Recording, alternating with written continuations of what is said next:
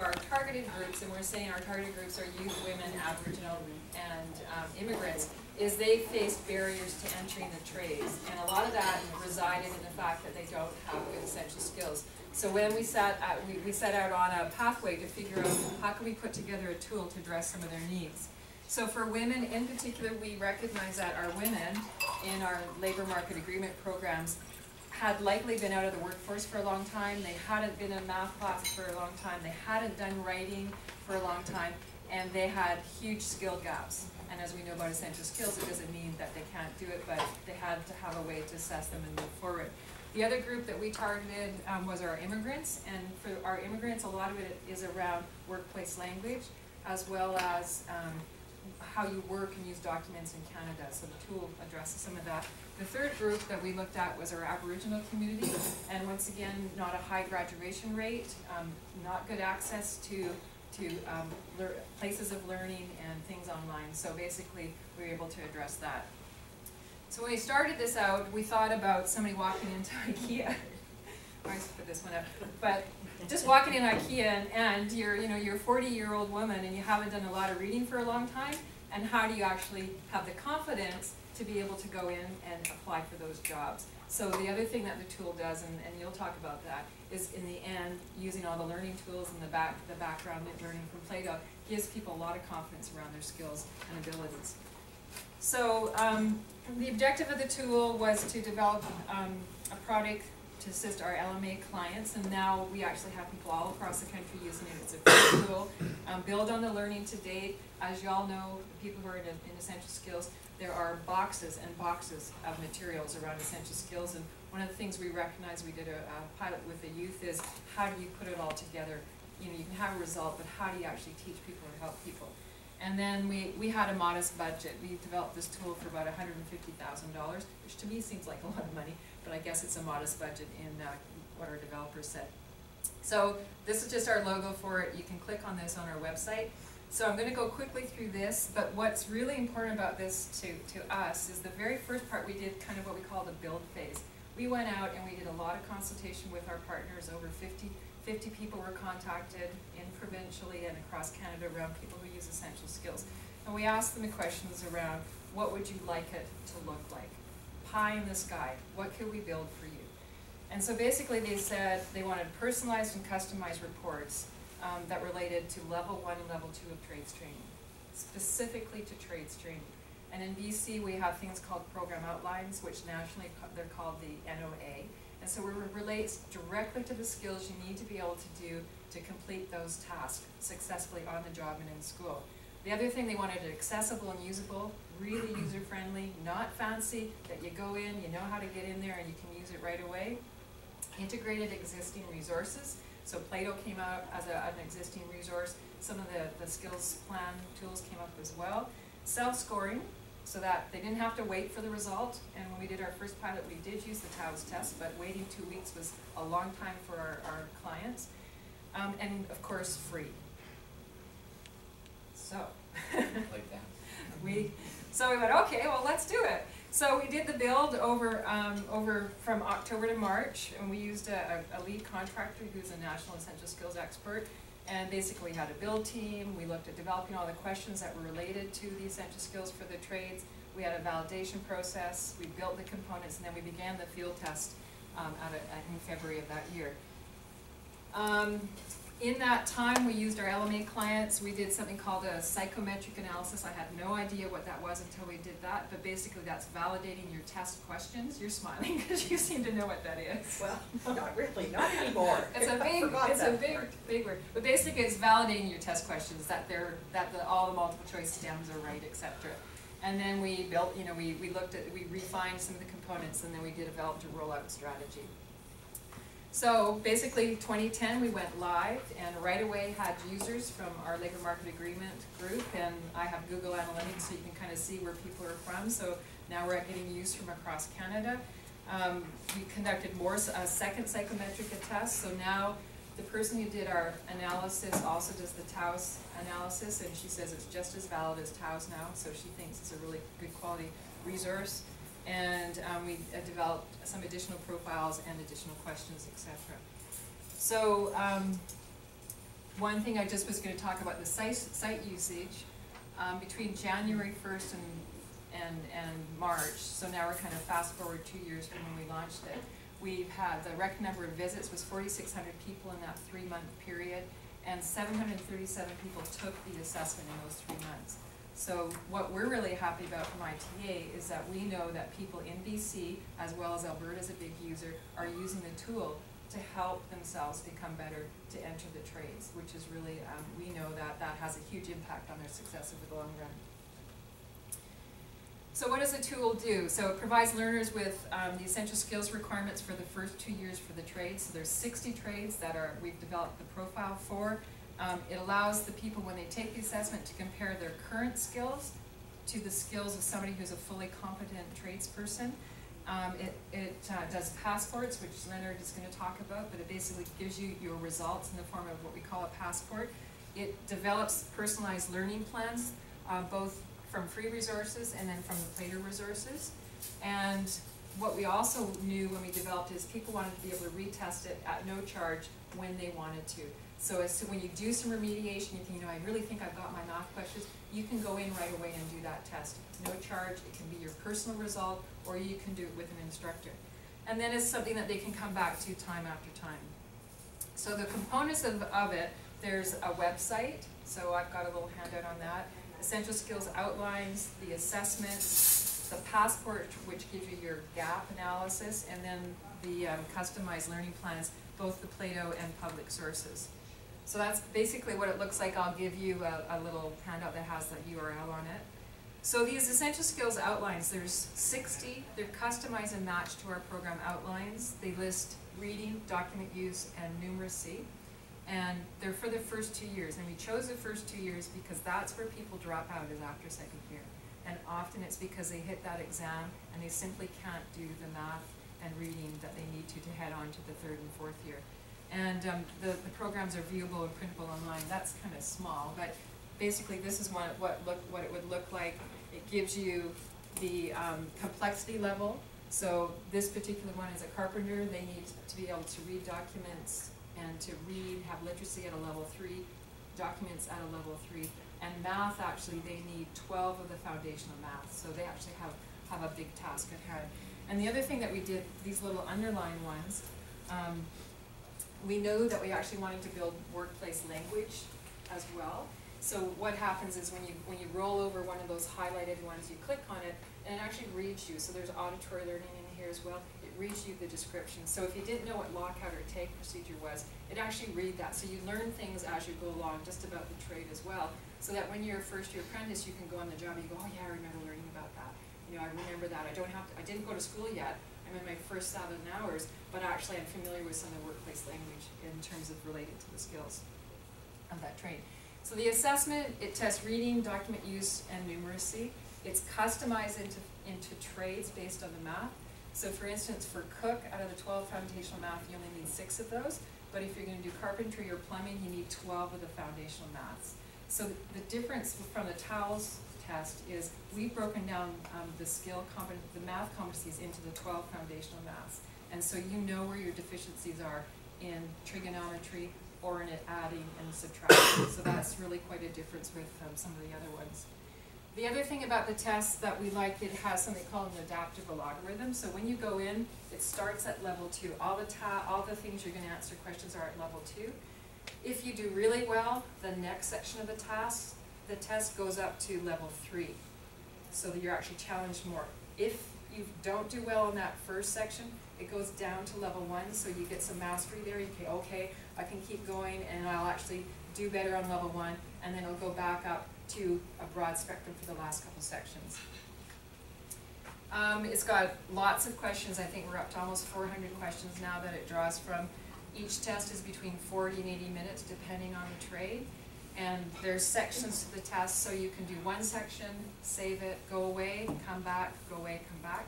One thing that we found the barrier for the TOWS test for some of our clients was it was a 3-hour exam, and they simply didn't want to sit for 3 hours. It was too much for them. So this one allows you to come back again and again and again. As an exam, you could invigilate it and have them sit for the hour and a half, but as a learning tool and a development tool, it gives people a chance to go back and take a breather and say, oh man, that was hard. You know, and they can come back to it again, get some support that way. So the Passports presents the test results, so the assessment results. It matches the essential skills outline. And what we've done is, I'm not sure if you can see this well, but what we've done as well from a progressive point of view is as an assessment and not as a test, is we give a check for likely has the skills to be successful, a level 1 skill or level 2 skill, and the X is you have a possible skill gap. So when you get the result, I'll just click through. These are some of the questions that you get in the area. So when you get a result, this one here is complexity 1, check. They have the ability to understand short instructions. This one is ability to understand written instructions on a data safety sheet. It's complexity 2, they don't have it. Next one is interpret written regulations that govern food and health safety. They don't have that. This one is identify WHMIS and other health and safety hazards. They have that. But these two are level 2 and level 3. So they're mastering the level 1 complexity, but they're not mastering this. So what it does, it goes through and you see if the math, if there's 10 maths required for that trade, you might have half of those skills, but you don't have the other half. So then the learning plan, this is really where I think the big meat of it is, I'll be fast, is what happens, so if you can imagine you get this result, you have a whole bunch of gaps in level 3 and 4, you're fine for level 1s, but what do I do about my gaps in level 3 and level 4?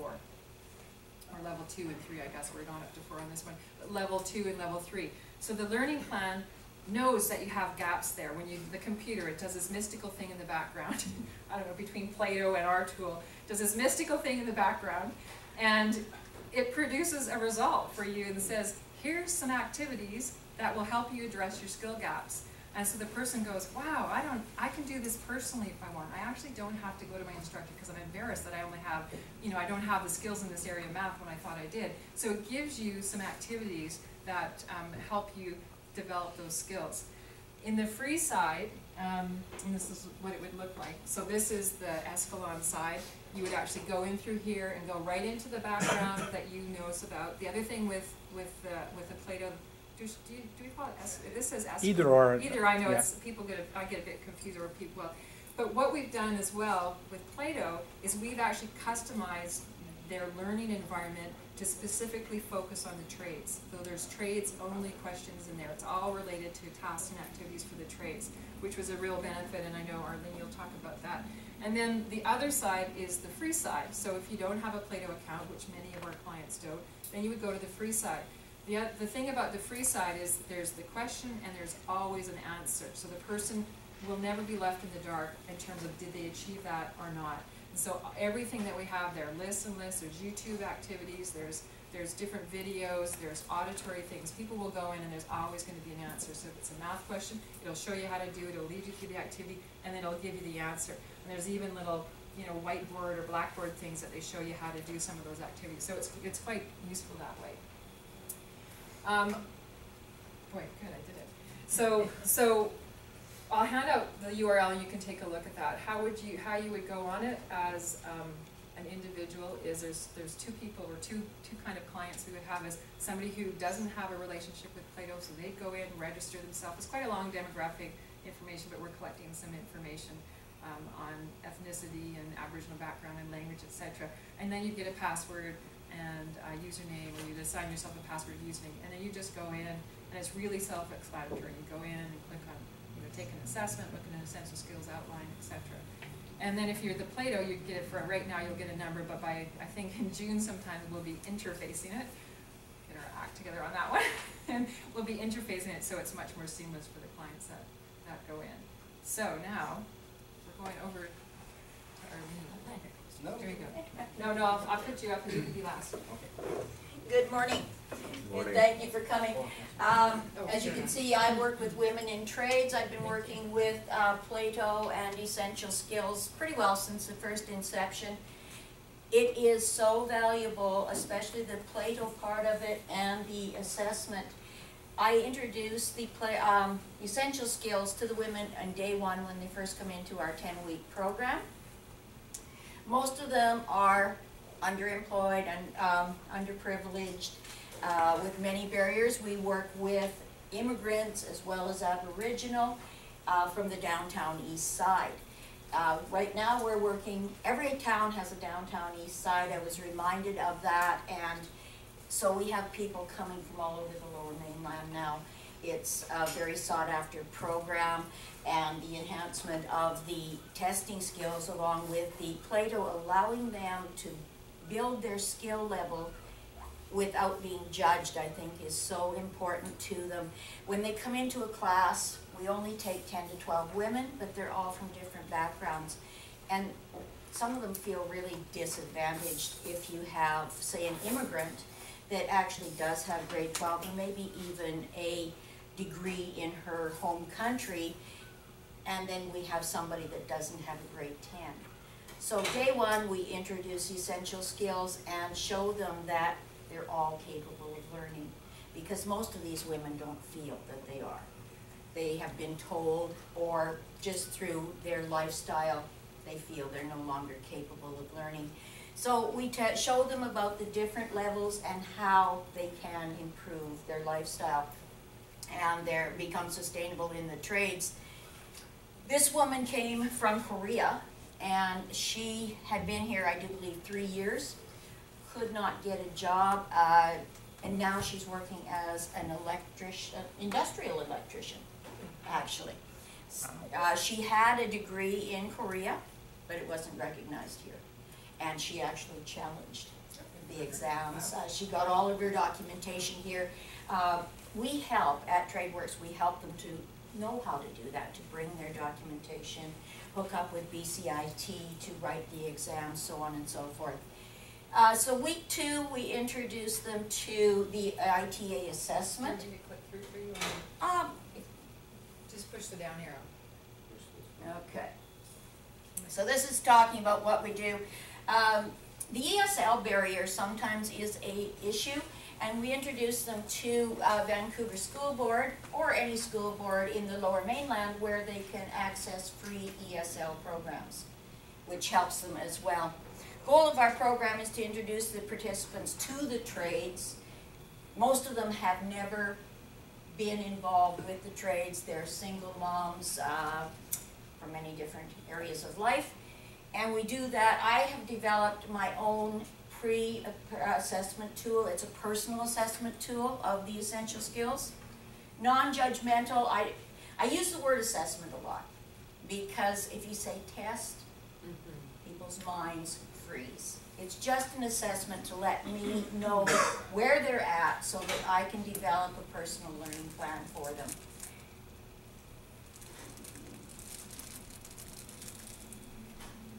And it's very true, as I said, participants come to the program with a low perception of their abilities to succeed. I've had many of them after week 1 come up and say, I don't think I can do this.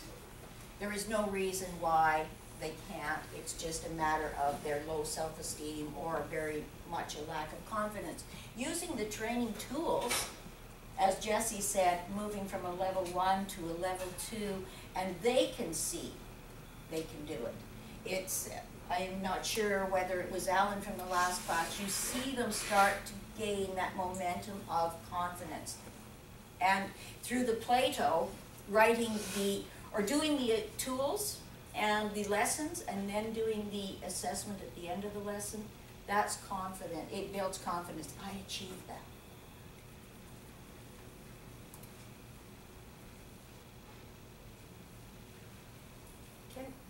Yes. Could we go back just for a minute about the card games? Pardon me? The card game? Oh, the card game. It's something I learned when I was first introduced to the essential skills. Their game, it is a really easy way of introducing the different levels of complexity. What I start out with is find the ace of hearts. And I ask the whole room to do that individually. Everybody can do that. But it's very interesting, even in a room of 12 women, there are 2 or 3 or 4 that have never played cards. The next step, that's a level 1, it's a matching. Level 2, I ask them to find all of the aces. Some people struggle with it. If they've never played cards or had anything to do with a deck of cards, They're not sure. They're going through these 52 cards. They're not sure how many there should be. So we talk about gaining that knowledge. Once they've gone through and they've found all 4, or they look at their partner and say, oh, they got 4 there, they're using skills that they didn't know they had, but they're also building new skills, new knowledge. Didn't know, now I know. Then we have them order the cards, say the aces or the diamonds, all of them, find all of them in the deck, order them in numerical order. Some of them struggle with that. They don't know where the king goes or the jack goes, or where should the ace be, high or low. There's no right or wrong in that, but some people don't know. That's And very creative.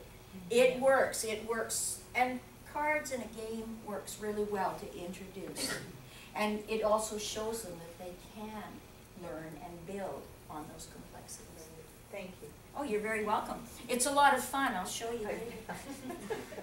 I've got my decks of cards in my car. Okay, so as I said, the Vancouver School Board comes in, and most people do not know that you can upgrade your grade 12 courses for free as an adult. It is accessible through any school board. People don't go back to school because they have this stigma of classroom. They can go as a drop-in, they can go and attend a class. They've made it so user-friendly for people to get their GED. But the key is free. What if you already have your GED or your dogwood? Can you still take? Yes, you can. You can refresh your courses. I'm just wondering, because like, say if you want to take chemistry and you never took it in high school. You can, you take as it in long high as school? it's an academic course, it is free. As an adult, computer technology, that kind of thing is not free, but anything such as your sciences, your maths, your English, Oh. they're all free. So that's good information for people to know.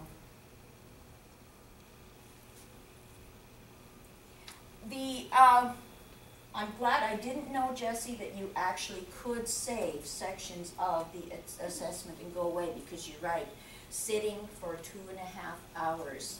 I usually give them a 15-minute break because I know it won't time out in that, but that's valuable to know. Sitting for 2.5 hours is just too much for most adults, especially when they're not used to being in a classroom setting. So we do complete that, and once they're finished, I go and I look at their passport, print that out, and we start to develop a continuous learning plan individually for each person. And at that point, that's where Plato comes in, the results go off, and they're sent back with individual planned learning plans for the women to actually access online. The problem we have with the online is many of my participants, again, have a phobia of computer or do not have access to a computer. We are now moving to a new facility, and I have asked for 12 computers that are all networked, and we're going to be using it at least for an hour per day because it does work. And I find that if they don't have access to a computer at home, they don't use it, unfortunately.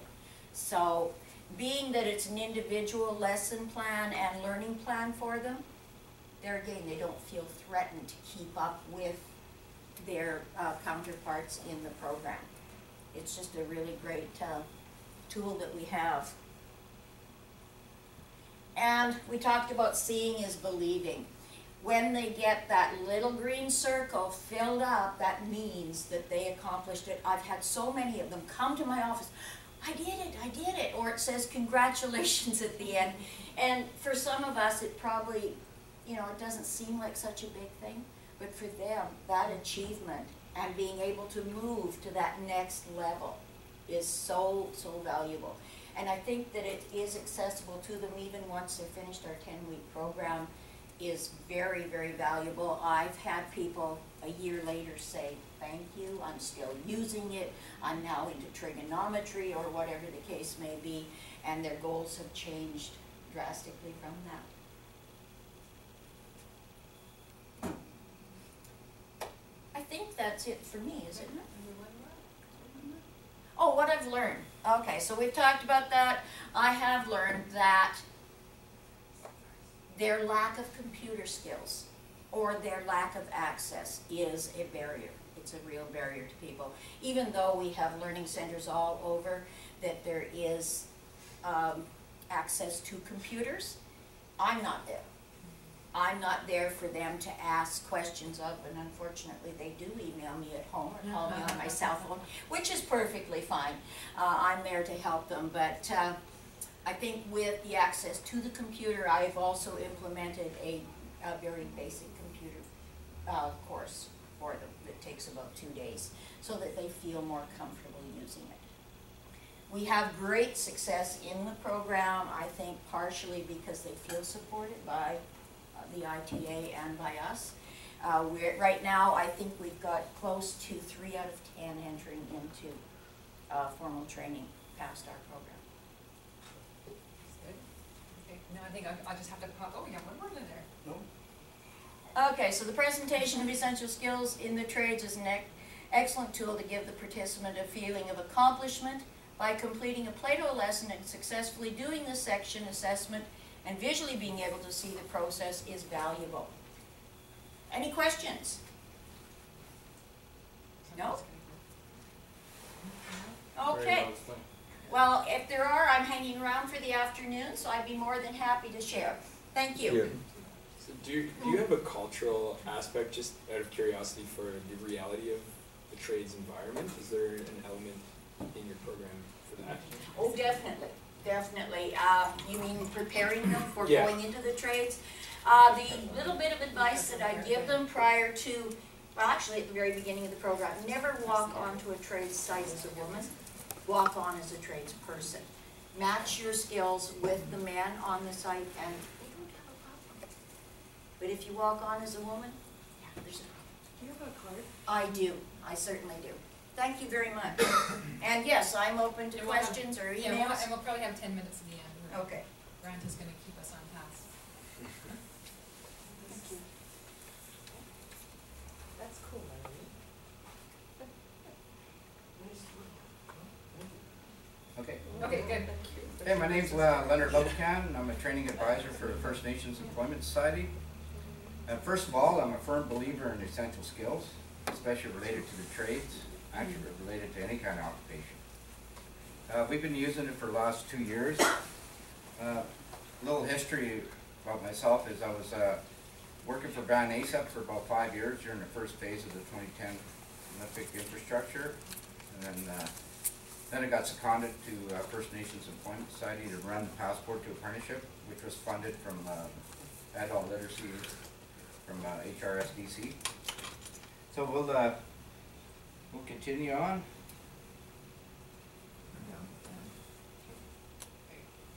Okay, First Nations Employment Society is a non-profit society established in 1997.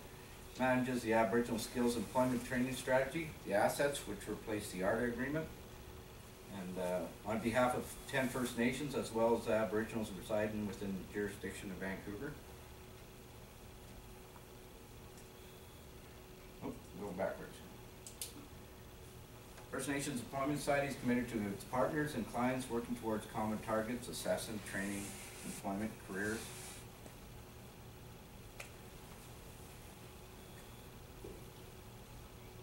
The directive of First Nations Employment Societies provide employment services to First Nations people encompassing 4 labor market areas, which is North Vancouver Island, Sunshine Coast, Pemberton, Greater Vancouver. Enhance the development and delivery of training programs and employment opportunities in Aboriginal people communities. FINESS strives to increase overall essential skills level of our target population, access to full-time permanent jobs, participation in key employment sectors including trades, tourism and service, local and regional employers, access to the Aboriginal labor market.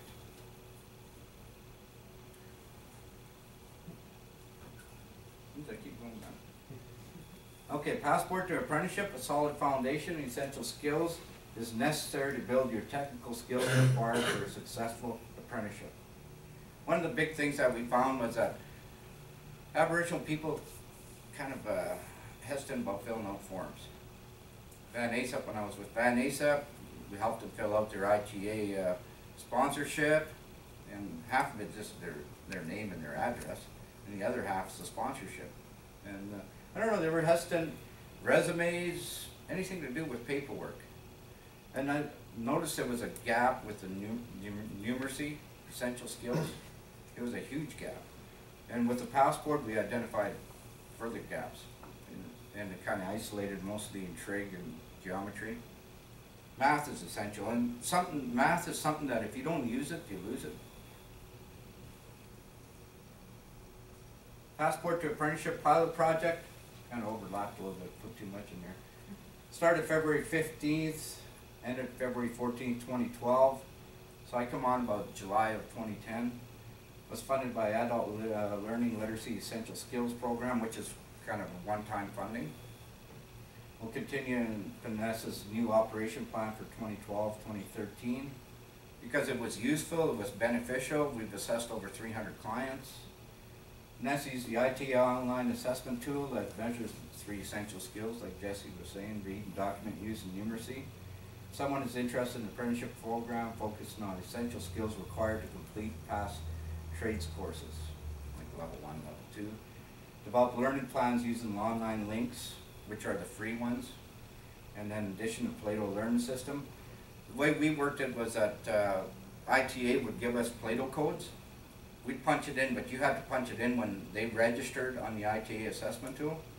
And it was great, because it was just, leave them, you know, leave them to finish a course, and if they wanted a break or something like that, as long as they did the section, you know, 1 section, 2 sections. Most of them, carpentry was 5 sections, about 16 questions each.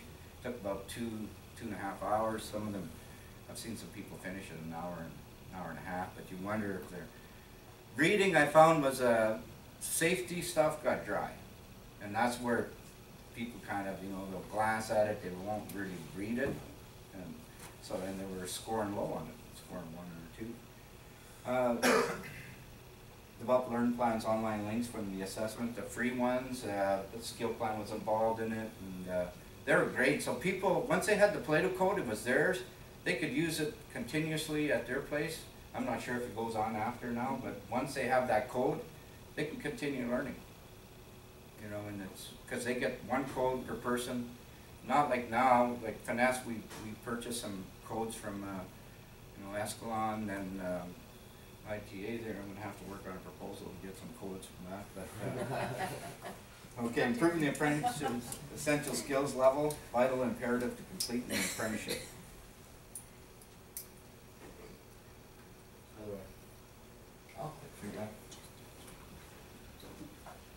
Okay, upon completion of this assessment, you will instantly receive an essential skills passport that will provide you with an understanding of the essential skills that require upgrading to successfully complete your apprenticeship, a comparison of your test scores to your trade list and your skills and where you need assistance. A lot of people think that, you know, just to be a carpenter, all you need to do is get a hammer and a tape measure and that's it. Well, they don't realize that you got to do calculations and measurements and, you know, like how much concrete you need, or, you know, like how to plumb something, or, you know, now they got laser levels, but it takes quite a bit of calculations. You don't want to build something that's out of whack. And learn plan, which gives you a choice of learning activities, resources that you can use to build your essential skills in the areas where necessary. In November 2011, Finesse started providing $1,000 per month training allowance. Because one of the things was we had money to run the passport. We didn't really have we had a little bit of marketing money. We could provide them with a backpack or something if they finished the test, or, you know, like little things, coffee mug. But people got to live. Then if you got a person worrying about, you know, paying rent, food, and looking after their kids or whatever, you have a person that's not really learning as, you know, 100% the way they should be. So that really helped, and if we can move on there. 9 essential skills is, you know, the reading text, document use, numeracy, writing, oral communication, working with others, continuous learning, thinking skills, computer use. Well, we test on a 3, but also you got computer use in there because they got to do it online. I have people that that never turned on a computer in their life. I'd go to Hamalco, which is in Campbell River, you know, and I tested 10 people, and 5 of them never turned on a computer in their life. So that was interesting, you know. But one of these old guys there, after he did it, he said, "I'm going to go buy a laptop." You know, he says, "I like it." He says, "This nobody has ever shown me how to use it." Yeah, First Nations Employment Society is proud to be assessing and upgrading the workplace literacy essential skills of over 300 Aboriginal apprentices. So that's what we assessed in 2 years, was 300. And some of them, most of them are already going through the apprenticeship process, but some of them were getting into it, or they were interested in it. And also, we had a real close partnership. Maybe if you move on there. Some of the incentive that we provide bus tickets for them to get to our office to do the assessment, go back home, and then upon completion of the assessment, we would coach them. We would sit down and discuss their learning plans, because I'd give them their learning plans and also the results. So the learning plans had the links on it, and then I give them a password, and so. What we did under the project code was we put finesse so that Michael Herzog, the person that developed it, can go in there and see our clients, you know, and get results like, you know, what's the average of the numeracy, what's the average of document use and reading. Oh, go back for a second. And at training allowance, we'd assess them, you know, and see what their situation is, but we couldn't offer them more than $1,000. And then if there's potential employment, there might be somebody who phones us like PCL or Cargill or Ledcor or something like that. They might be looking for some people when we pass out. But we don't have the resources to be able to go out and look for jobs, and but we get job postings sent to us, and then this way people can come up and see our job posting. ITA, work-based hours. People have to track their hours if they're in the apprenticeship process, because now it's moved up from 1,155 hours for each level to 1,255 hours. So people weren't getting that experience on a job that they should be, because then they'll take 6 weeks of classroom training. And there's a way that people can fast track their EI too, is that if they know that they got to take their level 1, 2, or 3 training, is they can apply 1 week before online, and as long as they get that 16-digit code that's provided by Quantum, BCIT, or whatever, they can fast track their EI. Instead of waiting 6 to 8 weeks, they can get it in a couple of weeks. So that's a good thing. There's also other incentives. There's up to $4,000 that they can get from Service Canada. Various stages, they get $1,000 right away when, after they finish their level 1, another $1,000 if they do their level 2, and if they get their red seal, they get a $2,000 bonus. So, that's worthwhile. Safety tickets. I'm a firm believer in safety. And a lot of things, CSTS, Construction Safety Training Systems. If you're between the ages of 18 to 24, you need to have that ticket. Technically, WorkSafe BC can kick you off the job, but first month or 2 on a job for young people is most crucial. They don't know how to move around the job site. There's cranes flying overhead, and I've seen kids get hurt. I've seen them, disabled, 19-year-old kid disabled, quad for the rest of his life, and companies have to take, that responsibility on themselves. That you're responsible for those people, and especially foremans, and you want people to go home at the end of the day with their limbs intact. So Essential Skills Passport is part of an online program created by BC Industry Training Authority. I think Jesse has mentioned that.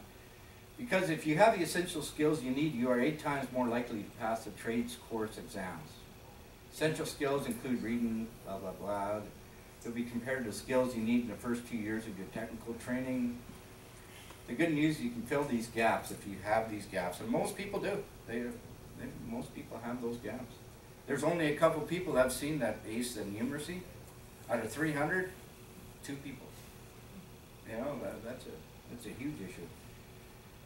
Trade information is based on trusted sources, national occupancy analysis, interprovincial program guides, essential skills profiles. Results, after 1 month, with the Squamish Trade Center, we tested, post-tested, pre-tested, post-tested the clients that were in class. There was a 20% improvement after 1 month using the Plato system. So you know, that was confirmed result that we had to compare. So people are learning, and if they're focused and, you know, they can learn, and the results are great. Next one, please. Project was represented by a partners panel, included Finesse, Van ASEP, ITA, and Squamish Nation. And Passport Apprenticeship was administered by Finesse. Future Finesse will continue the Passport to Apprenticeship program with its assets operation plan. Finesse will continue in partnership with ITA and its member nations within the 4 labor markets. What we learned was that clients needed to be encouraged and supported to improve their essential skills for their Passport to Apprenticeship. And we had some marketing stuff that we had a poster, and the next one there. Next one again. This one was our poster and our brochure, so we handed out, and I think it's a great program, and I would like to thank ITA and, you know, Van ASEP, Squamish Trade Center, and all the people, my coworker Brandon there, he uses a Plato on various community achievement centers and that, and we have a good team work, but there was a couple of hurdles. You know, it was a pilot project, you know, there was actually one page there that didn't have a diagram that was supposed to have a diagram, but you learn these, you go through it, and then and Plato too, it's a lot more user friendly than it was. There was so many plugins and add-ons that we had our computer technicians working on a regular basis, but you got to realize we have 10 bands, and some of them are, Kalahoo's is pretty well remotely located. Across from Campbell River, you got Sliammon, and you got Mount Currie, Musqueam, Squamish, Burrard, Lawson. So it's kind of, it's not easy for us to bounce around from, you know, one ferry to one community and then back again, and then you got limited resources, so you try to stretch it out. But because it was working, you know, the Passport was working, it was helping our tradespeople. It's, you know, like, maybe they don't want to do something right away about upgrading themselves or whatever, building up their essential skills, but they realize they have a printout of their results. So whether they choose to do it online, whether they choose to go and buy a math book, or there was a lady from UBC there, I got her to develop a math book for us, and there was 5 modulars to it. And she identified there's a gap with Aboriginal people in math and numeracy. And for example, Britannia Community Center and Britannia School, it was, they didn't have one Aboriginal student graduate from grade 12 math prior to, what was it, 2008. Now they've had, I think, three Aboriginal students graduate.